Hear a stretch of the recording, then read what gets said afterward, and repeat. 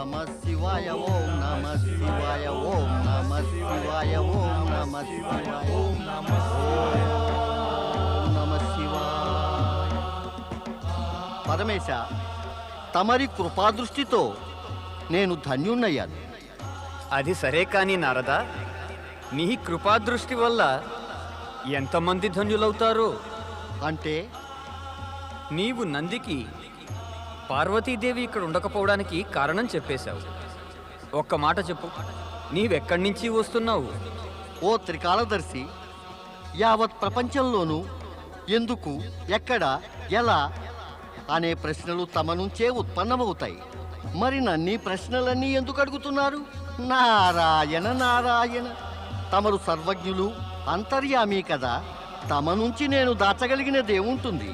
సదా భక్త ప్రహ్లాదుని గురించే ఆలోచిస్తానని తమకు తెలుసు. హిరణ్యకశిపుని పుత్రుడు ప్రహ్లాదుని గురించా? అవును పరమేశ. రాక్షస కులంలో పుట్టిన ప్రహ్లాదుడు రాక్షసుడు అయినప్పటికీ భక్తిలోనూ ధార్మికతలోనూ మానవులనే కాదు, దేవతలను కూడా మించిపోయాడు. అతడి రాజ్యంలో సుఖశాంతులున్నాయి. అతడి ప్రజలంతా తమ ఏలికను ఎప్పుడూ ప్రశంసిస్తూనే ఉంటారు. పరమేశ పరమేశ, తమరు సంతోషంగా లేరే? అలా గంభీరంగా ఉన్నారే? ఎక్కడో ఏదో రహస్యం దాగి ఉంది, నాకు కాదు గాని కేవలం తమకే తెలిసి ఉండాలి. ప్రహ్లాదుడు రాక్షసుల్లో తప్పబుట్టాడు. కానీ నిజమేమిటంటే ఆ రాక్షసమాత దితి ఇప్పటికీ దైత్యులదే పైచేయి కావాలని యోచిస్తోంది. ఎందుకంటే ఆమెకు తన మనుమడైన ప్రహ్లాదుని విష్ణుభక్తి, ధర్మచింతన నచ్చటమే లేదు. అందువల్ల ఆమె ఎక్కువ కాలం ఊరికే ఉండదు. మాకు చింత కలిగించేదదే. చింత తమరిక? సమస్త జగత్తులో చింతలను తీర్చే తమకే చింత? నారాయణ నారాయణ. నారద, మాటల్ని కాదు, అర్థం గుర్తించాలి. పరమేశ, తమ అర్థాలు అభిప్రాయాలు తమ మాటల్లోనే ఇమిడిపోయి ఉంటాయి. నాకు ఈ సంగతి తెలియంది కాదు కదా.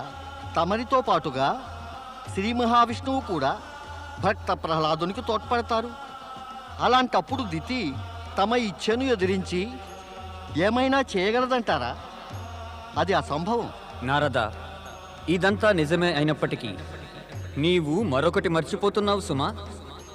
అధర్మం అనే దాని శక్తి తన చరమస్థాయికి చేరుకునేదాకా ముగ్గురం త్రిమూర్తులము ఆ విషయంలో ఏ విధంగానూ జోక్యం కలిగించుకోలేము. అంటే దాన్ని గురించి నేనే సంగతి అడగకూడదన్న మాట. అయితే సరే, అడగనులేండి. ఎప్పుడూ అడగను, ఎన్నడూ అడగనులేండి. కానీ నా ప్రశ్నకు సమాధానం తమరు ఇచ్చి తీరవలసిందే. ఆ నీ సమాధానం ఇచ్చి తీరవలసిన ప్రశ్నేమిటి నారదా? నారాయణ నారాయణ. ఓ త్రికాలదర్శి, హిరణ్యాక్షుని తపస్సుకు మెచ్చిన వారై తమరతడికి వరం రూపంలో తమ స్వేదం నుంచి పుట్టిన అంధకుణ్ణి పుత్రుడుగా ప్రసాదించారు కదా. వరమైతే ఇచ్చాను, ఒక పుత్రుని కూడా ప్రసాదించాను. అయితే ఇప్పుడు ఎక్కడున్నాడు? ఏం చేస్తున్నాడు? ఆ అంధకుడు ఇప్పుడు పూర్తిగా రాక్షస ప్రవృత్తికి లోనైపోయాడు. ఇప్పుడు మాత్రం అందరూ ఉపేక్షించడం వల్ల అడవులు పట్టి తిరుగుతున్నాడు. కానీ దితి త్వరలోనే అతన్ని వెతకగలదు. అప్పుడు ఏమవుతుంది పరమేశ? ఏదైనా సరే జరిగితే తెలుస్తుంది. నారాయణ నారాయణ. ధన్యులం మేము పరమేశ, ధన్యులం. తమరు సూచనప్రాయంగానైనా నాకు సమాధానం మాత్రం ఇచ్చేశారు. ఇక నేను శ్రీ మహావిష్ణువుకు విన్నపం చేసి తన భక్తుడైన ప్రహ్లాదుణ్ణి సురక్షితంగా ఉంచమని చెబుతాను. పరమేశ, ఇక నాకు సెలవివ్వండి. ఓం నమః శివాయ. మనం అంధకాసురుణ్ణి వదలకుండా ఉండవలసింది. అలా ఎందుకు అనుకుంటున్నావు భయాసుర? మనం ఎక్కడ వదిలిపెట్టాం? ఆనాడు దైత్యరాజు హిరణ్యాక్షుడు మృతి చెందిన పిదప అంతా భయభీతులై అటు ఇటు చెల్లాచెదురైపోయాం. అవును, జరిగిందదే బీభత్సాసుర. ఆ తర్వాత దైత్యరాజు హిరణ్యకశిపుడు మృతి చెందాడు. అప్పుడు రాక్షసులందరూ ఇటు అటు పారిపోయి వీలైన చోటలా దాక్కున్నారు. ఈ భయము ఆందోళన కారణంగానే మనం తోటివారి నుంచి వేరైపోయాం. కష్టాసురుడు అన్నది నిజమే. ఇలా పారిపోయి దాక్కోవలసి రావడంతో అందరూ కూడా తమ తోటి వారి నుంచి వేరైపోయారు. అందువల్ల ఎవరు ఎక్కడికి వెళ్లారో ఎవ్వరికీ తెలీదు. పైగా విష్ణుభక్తుడు ప్రహ్లాదుడు అసురు శత్రువు కాగా రాక్షసుల మీద దాక్కోవలసి వస్తోంది. గతం తలుసుకుని ఇప్పుడు విచారించి ఏం లాభం? చేయాల్సింది తలపెట్టి అంధకాసురుని వెతుకుదాం. మనం అందరము కూడా కలిసి వెతకవలసిందే. ఆగు కష్టాసూరా, ఇందులో తొందరపాటు పనికిరాదు. ముందు తెలుసుకోవాలి అంధకాసురుడు బతుకున్నాడో లేదో. బతికున్నాడా లేడా అనే విషయం వెతికినప్పుడే కదా మనకు తెలిసేది. కష్టాసురుడు అన్నది నిజమే. అంధకాసురుని వెతకాలంటే మనం నీవెక్కడున్నావు కష్టాసురా? ఓయి భయాసురా, నీవెక్కడున్నావు? ఇది అంధకాసురుడు పిలిపే. అంధకుడు బతికే ఉన్నాడు. అతడు పిలుస్తున్నాడు. పదండి, గుహలోకి వెళ్ళి చూద్దాం.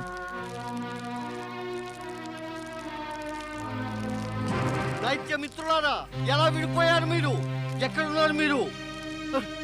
నేను ఎక్కడికి వచ్చాను? నేను ఎవరు ఏం మాట్లాడరే? దుష్టులారా, ఎక్కడికి వెళ్ళిపోయారు మీరు? మేము నిన్నే వెతుకుతున్నాం అంధకాసురా. నీకు ఈ దుస్థితి ఎలా కలిగింది? మన అసుర రాజ్యాన్ని తిరిగి మళ్ళీ స్థాపించాలి. అందుకు గాను ప్రహ్లాదుడిపై ఆక్రమణ చేసి అతన్ని నాశనం కావించాలి. ఆ పని నీ వల్లే కావాలి. మరి మీరంతా ఎక్కడికి వెళ్ళిపోయారు? అయ్యో, ఆ ప్రహ్లాదుడు విష్ణు భక్తుడు దైత్యద్రోహి అయిపోయాడు. అతన్ని మనం సంహరించేంత వరకు రాక్షసులకి ఔన్నత్యం కలగదు. ఒకటి మరొకండి, ప్రహ్లాదుడు శక్తిశాలి, నేను అంధుణ్ణి.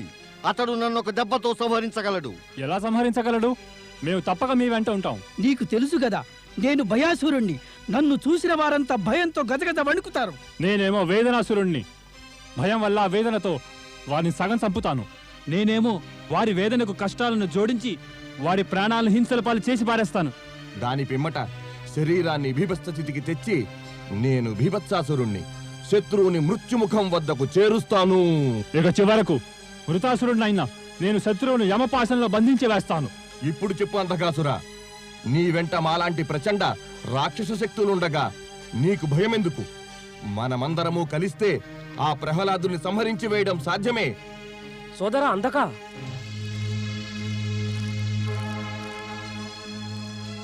నీవిక్కడ అడవిలోనా? నేను నీకే ఎంత వెతికానో తెలుసా? ఎవరవు నీవు? ఎందుకు వెతికావు నన్ను? నేనే నీ పినతండ్రి కొడుకును ప్రహ్లాదుణ్ణి. ఎందుకు వెతికానంటే నీకు నాతో పాటు రాజభోగాలు అనుభవించే పూర్తి అధికారం ఉంది. నీవిలా అడవిలో తిరుగుతున్నావే, రా, నా వెంటరా. బతికుంటేగా తీసుకెళ్ళడానికి.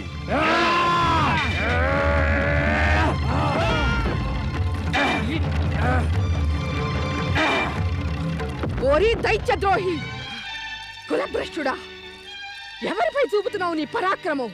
నీ బంధువులపైనేనా? నా అంధకుణ్ణి వెతుక్కుంటూ నీవిక్కడికి వచ్చావా? నా అంధకుణ్ణి చంపుదామనుకుంటున్నావా ఏమి?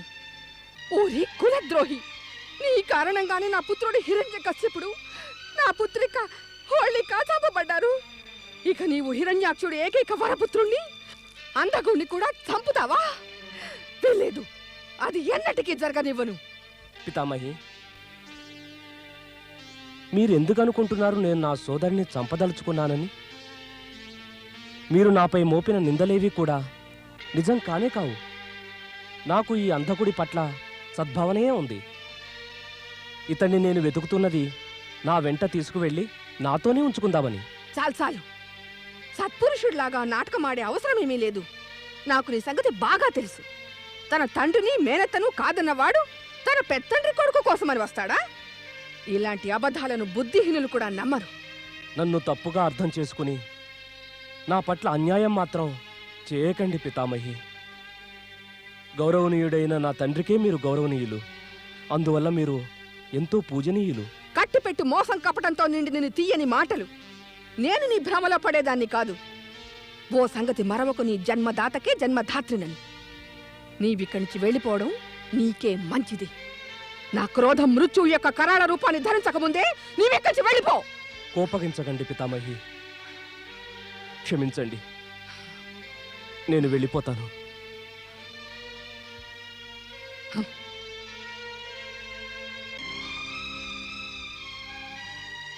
నాయనా అంతక, నీవింక ఎవరిని చూసి భయపడవలసిన అవసరం లేదు. పరాక్రముడైన హిరణ్యాక్షునకు నీవు పుత్రుడవు.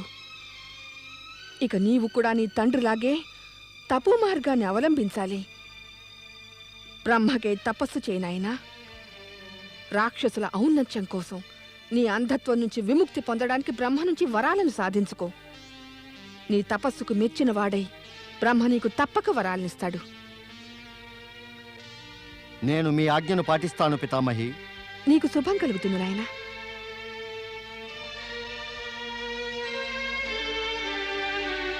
ఓం నమో భగవతే వాసుదేవాయ.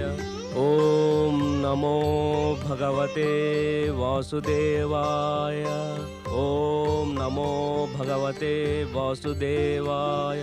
ఓం బ్రహ్మదేవాయ నమః. ఓం బ్రహ్మదేవాయ నమః. ఓం బ్రహ్మదేవాయ నమః. ఓం బ్రహ్మదేవాయ నమః. ఓం నమో భగవతే వాసుదేవాయ. ఓం నమో భగవతే వాసుదేవాయ. ఓం నమో భగవతే వాసుదేవాయ.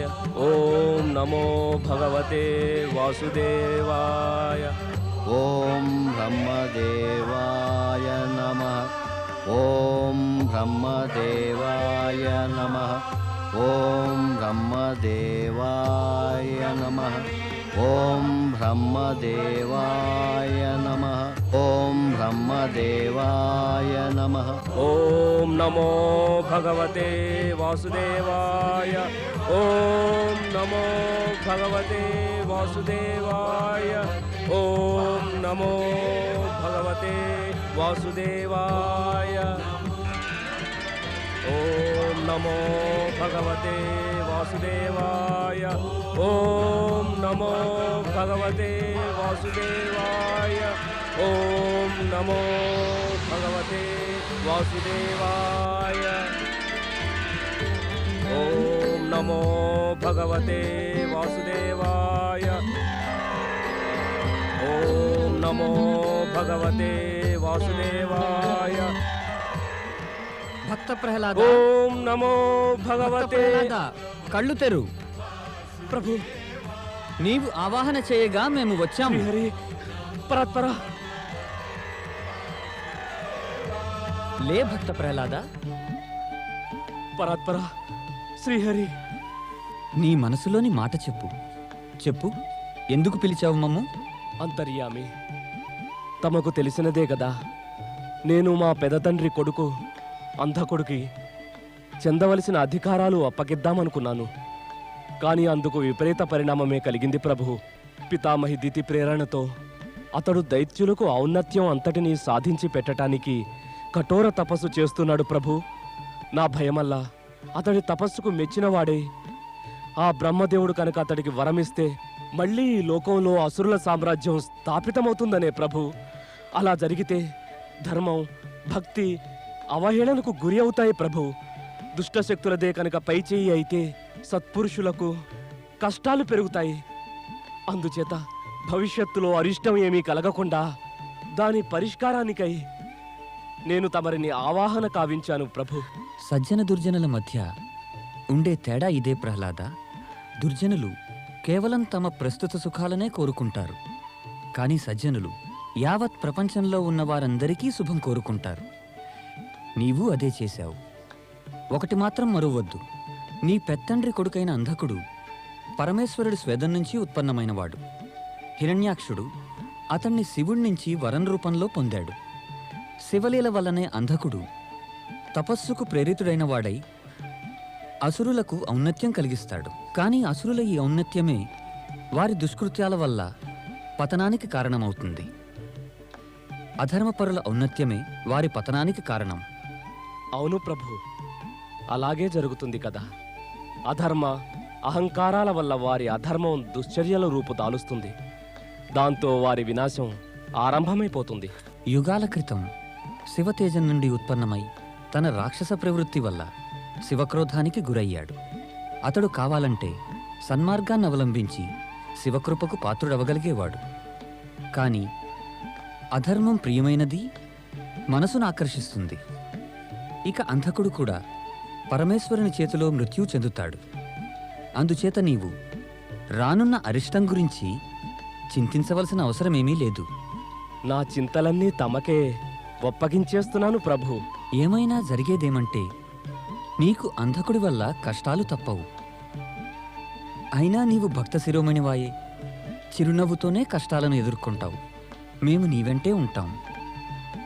ప్రభు,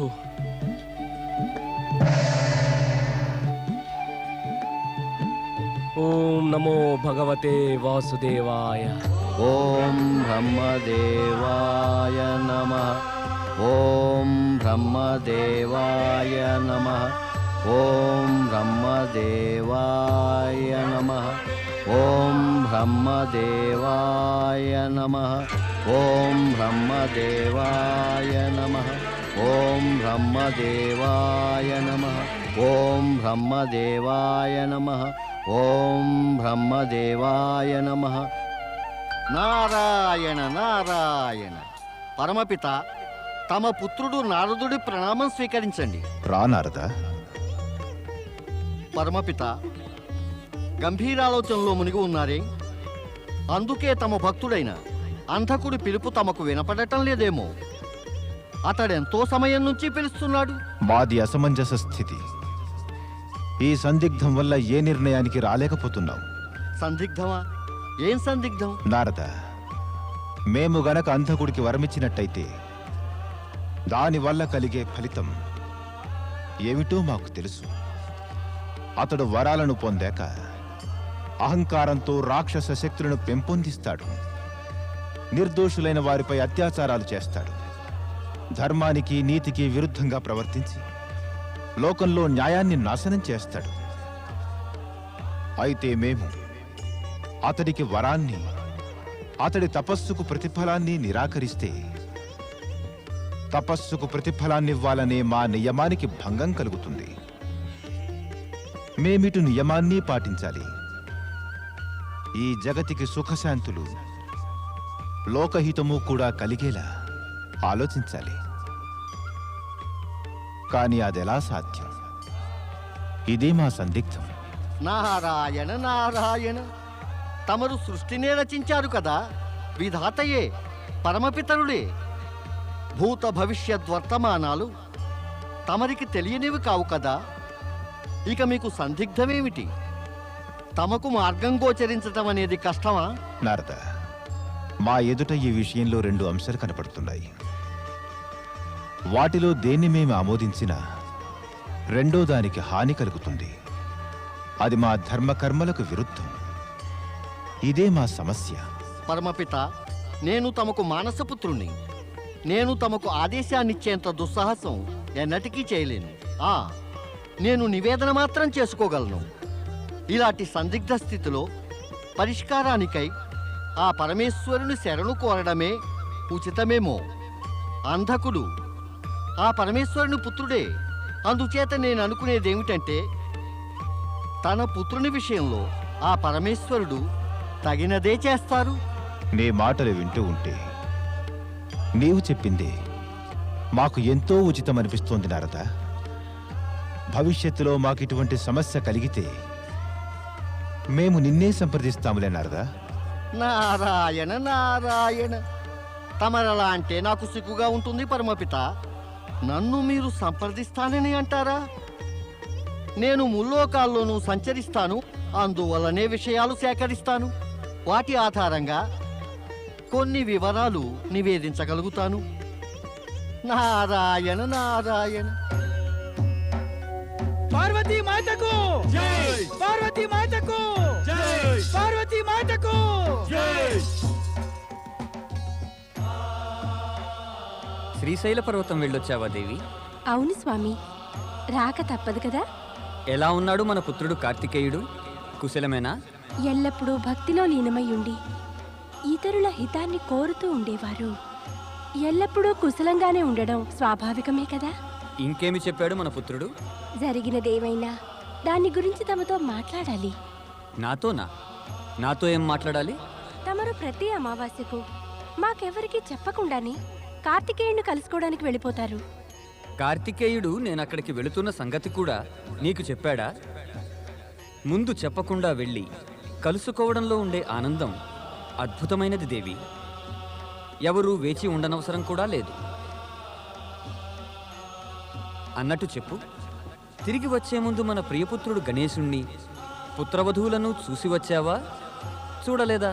చూద్దామని నేను ఎంతో అనుకున్నాను, కానీ ఆలస్యం అయిపోతుందేమో అని తమ గురించి భయం వల్ల తొందరగా చూడకుండానే తిరిగి వచ్చాను. నేనంటే భయమా?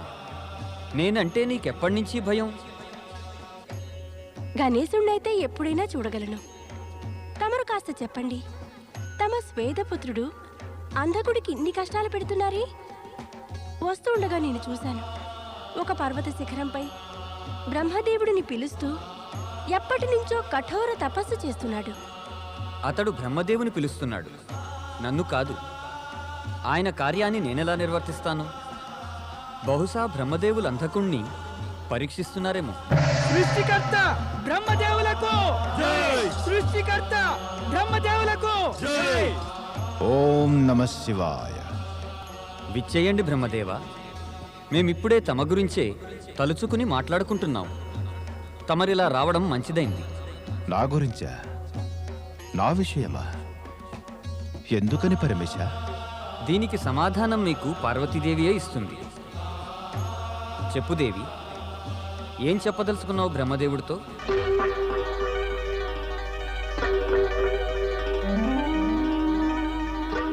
పార్వతీదేవికి తమ ఆరాధకుడు అంధకుడి పట్ల చింతగా ఉంది. తమరే ఇక ఈమె చింతను నివారించండి. నేనెలా నివారించగలను దేవేశ్వర? నేనే పరిష్కారం కోరుతూ ఇక్కడికి వచ్చాను. దయచేసి నాకు చెప్పండి, అంధకుడి తపస్సుకు మరి నేను ఎటువంటి సమాధానం చెప్పాలి? అతడికి వరమివ్వాలా, ఇవ్వకూడదా? ఈ రెండిటి యొక్క పరిణామాలు తమకు తెలిసినవే. ఈ పరిస్థితిలో ఇంక నేనేం చెయ్యాలి?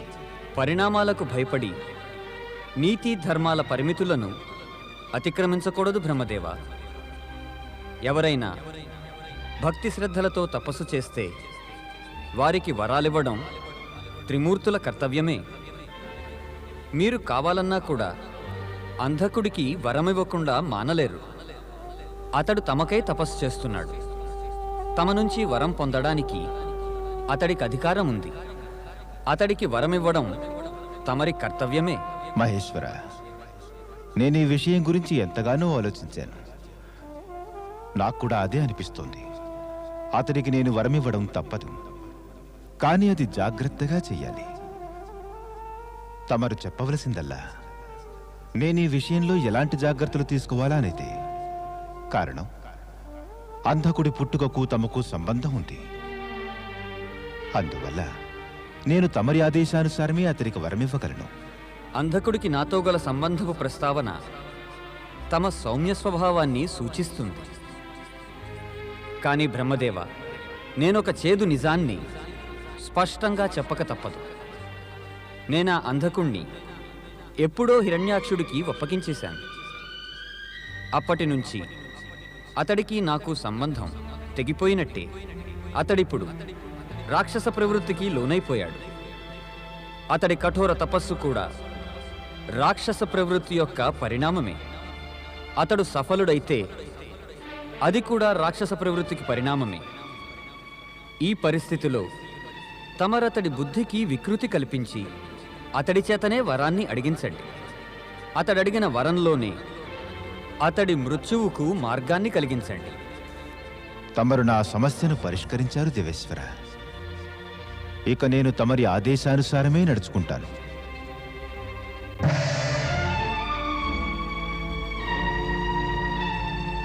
నీ మనసులోని ప్రశ్న నాకు అర్థమవుతోంది దేవి. కానీ ప్రస్తుతానికి నేను చెప్పగలిగినది ఇంతే. అంధకుడి అంతానికి కారణం నీవే కావాలి. నేనా? అవును, నీవే. నీ చేతనే అంధకుడికి అంతం. ఓం బ్రహ్మదేవాయ నమః. ఓం బ్రహ్మదేవాయ నమః.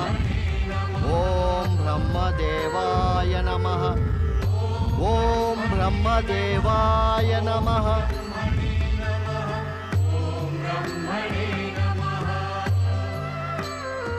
ఎప్పటి నుంచో పిలుస్తున్నాను బ్రహ్మదేవా, ఎప్పటి నుంచో పిలుస్తున్నాను. తమరు నా పిలుపుని వినిపించుకోరా? వింటున్నారా తమరు బ్రహ్మదేవా? తమరు నా పిలుపుని వినిపించుకోకపోతే నా హెచ్చరికనైనా వినండి.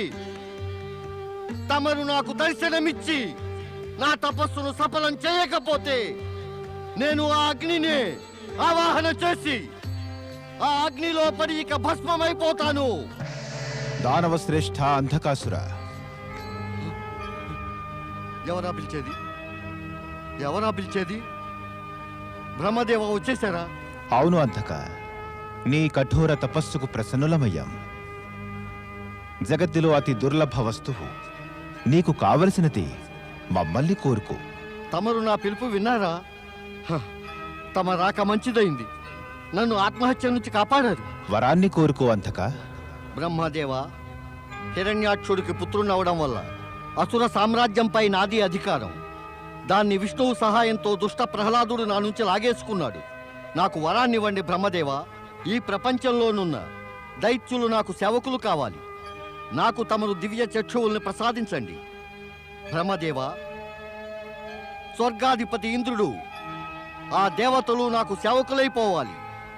దేవతలు, దైత్యులు, గంధర్వులు, యక్షులు, నాగులు, మనుష్యులు, దైత్య శత్రువు విష్ణువు, శివశంకరుడు తదితరులెవరి చేతిలోనూ కూడా నాకు మృత్యువు రాకూడదు.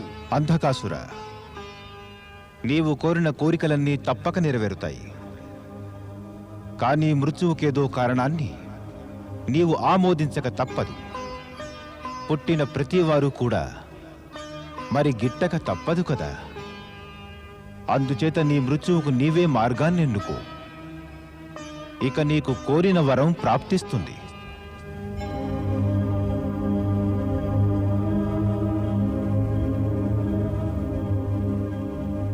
బ్రహ్మదేవ, నేను జన్మించాను గనక నాకు జనని అనేది తప్పక ఉండే ఉంటుంది. నా రాక్షస ప్రవృత్తి వల్ల నా మనసులో ఆమె పట్ల కామవాంఛ ఉత్పన్నమైతే అప్పుడు నా వినాశనం జరగాలి.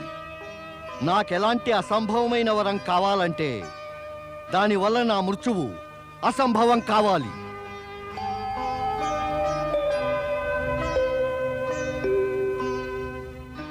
అంధకాసుర, నీవు కోరినదంతా వరం రూపంలో నీకు సంప్రాప్తమవుతుంది. అంతా ప్రాప్తిస్తుందా? అవును అంధక, నీకు కోరిన ఫలం లభిస్తుంది. అంటే నాకు దృష్టి కూడా ప్రాప్తిస్తుందా? తప్పకుండా. ఓ బ్రహ్మదేవా, దయచేసి నాకు సుందర రూపాన్ని, దివ్యమైన దృష్టిని ప్రసాదించండి. దాంతో తమరు రచించిన ఈ సుందర సృష్టిని చూడగలను. తథాస్తు.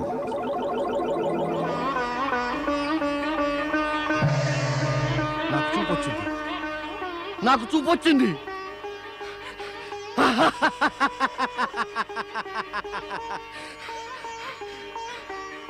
నాకు జగతిలోని సర్వశ్రేష్ఠ వరం ప్రాప్తించింది. ఇక లోకమంతా నాకు అధీనమవుతుంది.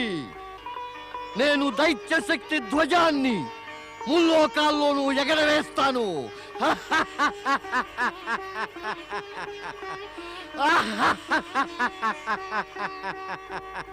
పితామహి, పితామహి, పితామహి, పితామహి, చూసారా పితామహి? నేను కఠోర తపోబలం వల్ల బ్రహ్మదేవుడి నుంచి వరం పొందిన వాడినై సుందరాకృతిని, చూపును కూడా సాధించుకున్నాను.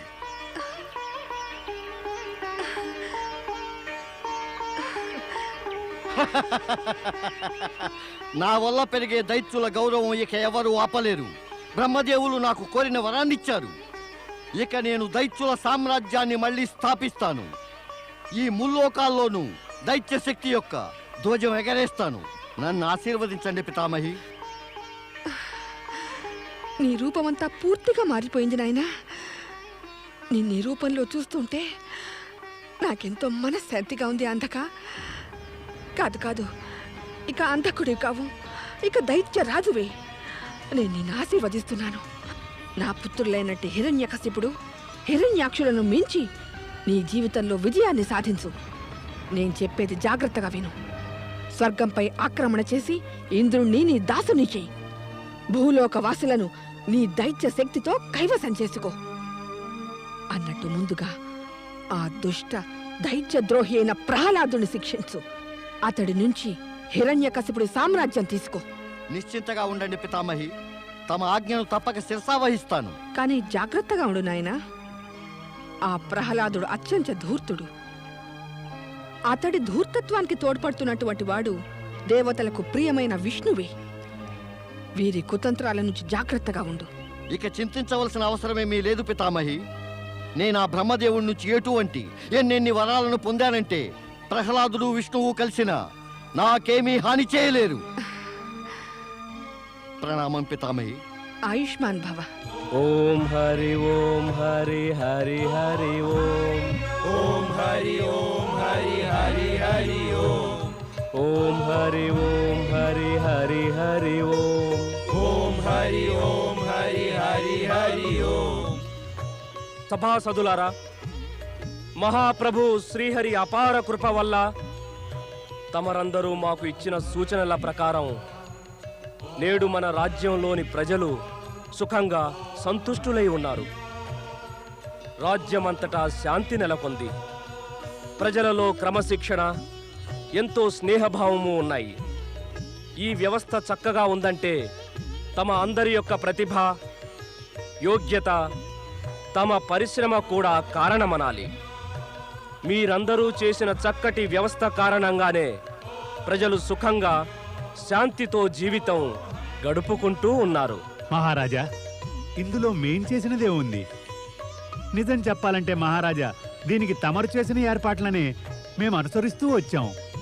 మంత్రివర్య, నియమాలను ఏర్పరచటం కన్నా వాటిని అనుసరించటమే రాజ్యం, సమాజం, ప్రజావళికంతటికీ ఎక్కువ హితాన్ని చేకూర్చగలదు. మంచి వ్యవస్థకు నియమాలను రూపొందించిన వాటిని పాటించటంలో అవకతవకలు జరిగినట్లయితే ఆ మంచి వ్యవస్థ యావత్తూ నిరుపయోగమే కాగలదు. అందుచేత వ్యవస్థకు కార్యరూపం ఇచ్చేవారు, వాటిని పాటించేవారే ఎక్కువ మెప్పుకు పాత్రులు కాగలరు. యథార్థం ఇదే. దైత్యరాజు అంధకాసురునికి జై. దైత్యరాజు అంధకాసురునికి జై. దైత్యరాజు అంధకాసురునికి జై.